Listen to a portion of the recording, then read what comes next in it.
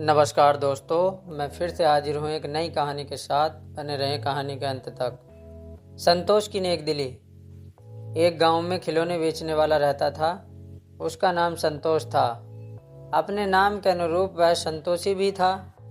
दिन भर कड़ी मेहनत के बाद उसे जो भी मिल जाता उसी में उसको संतोष था।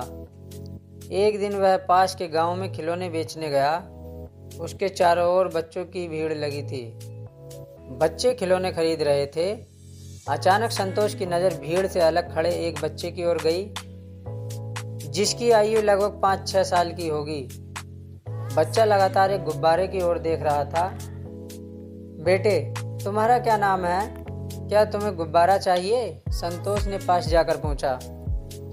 मेरा नाम आलोक है। मैं हरा वाला गुब्बारा लूँगा, लेकिन मेरे पास पैसे नहीं हैं, बच्चे ने तुतलाती आवाज़ में जवाब दिया।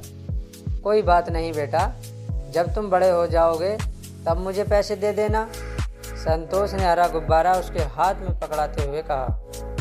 बच्चा गुब्बारा पाकर बहुत खुश था।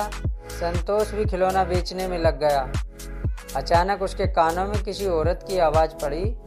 कितनी बार मना किया है कि घर से बाहर मत निकला कर, लेकिन तेरी समझ में नहीं आता। अरे यह गुब्बारा कि तुझे किसने दिया?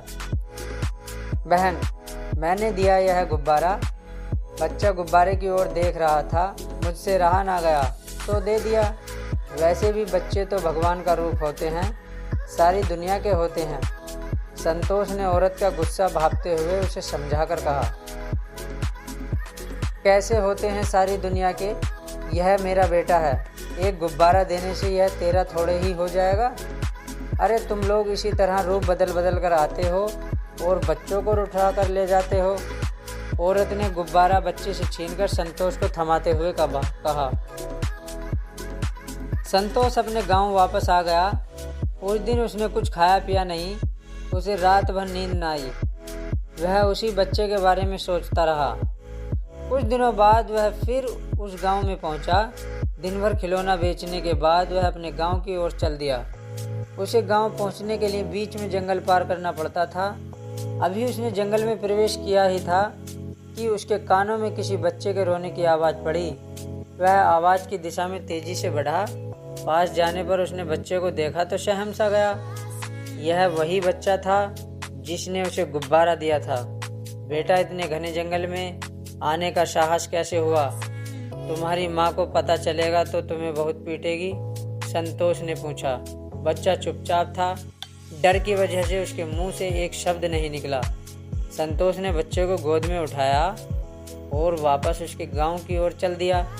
वह बच्चे को लेकर उसके घर पहुंचा। घर पर भीड़ जमा थी। बच्चे को देखकर सभी के मुरझाए चेहरों पर खुशी की लहर दौड़ गई। बच्चे की मां ने उसे सीने से लगा लिया। सभी संतोष को धन्यवाद दे रहे थे। बच्चे की मां बड़ी शर्मिंदा थी। उसने माफ़ी मांगी। भैया, मुझे माफ़ कर दो। उस दिन मैं तुम्हें बहुत बुरा भला कह गई। आज तुम ना होते तो मेरा बेटा नहीं मिलता। बहन, यह तो मेरा फ़र्ज था। और बच्चे किसी एक के नहीं होते, बल्कि सारी दुनिया के होते हैं, संतोष ने कहा। कहानी से सीख।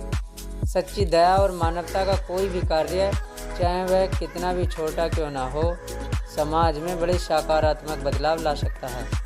बच्चों की मदद करना और उन्हें प्यार देना सबका फ़र्ज है। अगर कहानी पसंद आई हो तो कहानी को लाइक करें, शेयर करें, कमेंट करें और अगर चैनल पर नए हों तो चैनल को सब्सक्राइब करें। वीडियो में अंत तक बने रहने के लिए धन्यवाद।